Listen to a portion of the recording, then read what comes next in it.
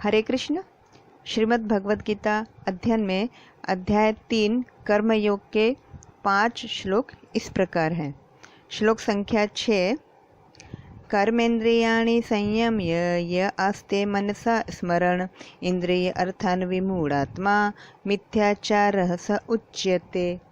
अनुवाद: जो कर्मेंद्रियों को वश में तो करता है, किंतु जिसका मन इंद्रिय विषयों का चिंतन करता रहता है, वह निश्चित रूप से स्वयं को धोखा देता है और मिथ्याचारी कहलाता है। श्लोक संख्या 7।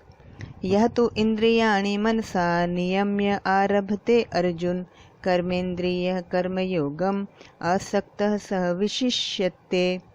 अनुवाद: दूसरी ओर यदि कोई निष्ठावान व्यक्ति अपने मन के द्वारा कर्मेंद्रियों को वश में करने का प्रयत्न करता है और बिना किसी आसक्ति के कर्मयोग कृष्ण भावनामृत में प्रारंभ करता है, तो वह अति उत्कृष्ट है। श्लोक संख्या 8। नियतं कुरु कर्म त्वं कर्मज्यायो हि अकर्मणः शरीर यात्रापि च ते न प्रसिद्धेत अकर्मणः। अनुवाद: अपना नियत कर्म करो, क्योंकि कर्म न करने की अपेक्षा कर्म करना श्रेष्ठ है। कर्म के बिना तो शरीर निर्वाह भी नहीं हो सकता। श्लोक संख्या 9।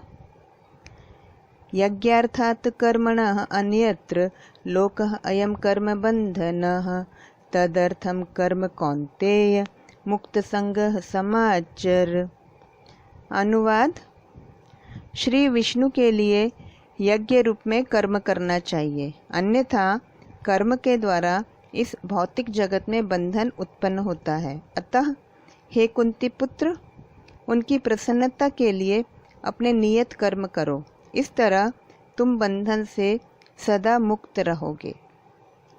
श्लोक संख्या 10।